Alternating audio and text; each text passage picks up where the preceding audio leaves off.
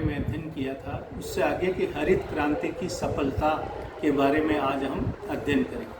तो हरित क्रांति कहाँ तक हरी रही, हरित क्रांति कहाँ तक सफल रही, इसके बारे में अध्ययन करेंगे।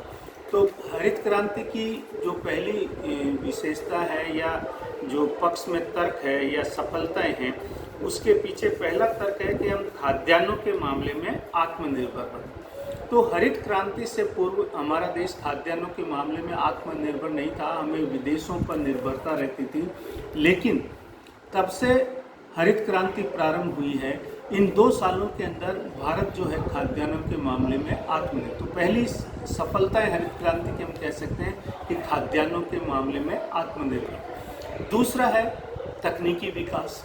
तो हरित क्रांति में जो बिंदु दिए गए, उसमें हमने तकनीकी विकास पर सरकार ने, मतलब अच्छा खाद, अच्छा बीज, अच्छी औषधियाँ, तकनीकी विकास। तो जो तकनीकी विकास है, इसके अंदर जब हरित क्रांति में इसको शामिल किया गया, तो इसमें तकनीकी में मान लो पहले हल द्वारा, बैल द्वारा या चड़स द्वारा, तो आज हम देखते हैं कि ट्यूबवेल द्वारा, बोर द्वारा पानी निकाला जा रहा है, या ट्रैक्टर द्वारा खेत की हकाई की जा रही है, या थ्रेसिंग मशीन द्वारा अनाज निकाला जा रहा है। तो हरित क्रांति के पश्चात जो है तकनीकी के मामले में किसान जो है वो बहुत तेज़ी से किसान इस तकनीक का प्रयोग कर रहे हैं, जिसके कारण भी हमारी हरित क्रांति सफल।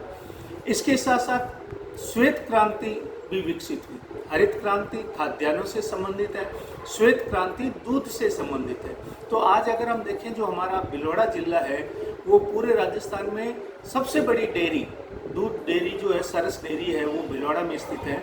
तो हरित क्रांति की सफलता के साथ साथ श्वेत क्रांति भी हमारे भारत में या राजस्थान में बहुत हद तक सफल रही है। इसके साथ साथ सिंचाई सुविधाओं का विस्तार। तो अगर हम देखें तो हमारा जो सिंचाई है वो लगभग 5 करोड़ 71 लाख हेक्टेयर हो चुका है।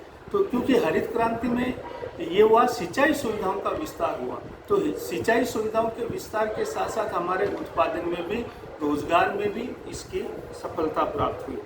इसके साथ साथ औद्योगिक उत्पादन में वृद्धि। तो जो सिंचाई सुविधाओं का विस्तार हुआ, उसके बाद आप देखते हैं भाखड़ा नंगल डैम से न केवल पंजाब, पूरा हरियाणा और राजस्थान में भी इसका फायदा मिला है, और दिल्ली में भी इसको फायदा मिला है। तो सिंचाई सुविधाओं का विस्तार हरित क्रांति के बाद जो है कृषि उत्पादन बढ़ाने में बहुत हद तक सहायक रहा। इसके साथ साथ व्यापारिक फसलों पर, जो पहले हमारे यहाँ के जो किसान हैं वो खाद्यान्न फसलें बोते थे, लेकिन अब ज़्यादातर किसानों के दृष्टिकोण में परिवर्तन हुआ, क्योंकि उनको, किसानों को शिक्षित होने के साथ साथ ये पता चला कि खाद्यान्न फसलों का उसका उचित मूल्य, इतना मूल्य नहीं मिल पाता जितना कि व्यापारिक फसलों का। तो जो पंजाब है, हरियाणा है यहाँ के, या महाराष्ट्र है, गुजरात है, यहाँ के जो किसान हैं ज़्यादातर खाद्यान्न फसलें बो रहे हैं। इनसे न केवल उनकी इनकम में वृद्धि हुई, बल्कि देश के उत्पादन में भी वृद्धि हुई। फिर है वैज्ञानिक कृषि को बढ़ावा मिला। हरित क्रांति की सबसे बड़ी विशेषता ये रही है कि पहले जहां हम परंपरागत तरीके से कृषि करते थे, हरित क्रांति के पश्चात यहाँ पर जो है वैज्ञानिक तरीके से खेती। और अगर हम पंजाब और हरियाणा चले जाएं तो ऐसा लगेगा कि ये इंडिया नहीं, ये ब्रिटेन है, जहाँ पर आप लोग जानते हैं कि 1 हेक्टेयर में 6250 किलोग्राम खाद्यान्न का विश्व में सबसे ज़्यादा उत्पादन है। तो पंजाब हरियाणा जाएंगे तो ऐसा लगेगा जैसे ब्रिटेन के किसान खेती कर रहे हैं, वैसे कर। तो वैज्ञानिक खेती को भी बढ़ावा मिला। फिर है कृषि का व्यावसायिकरण।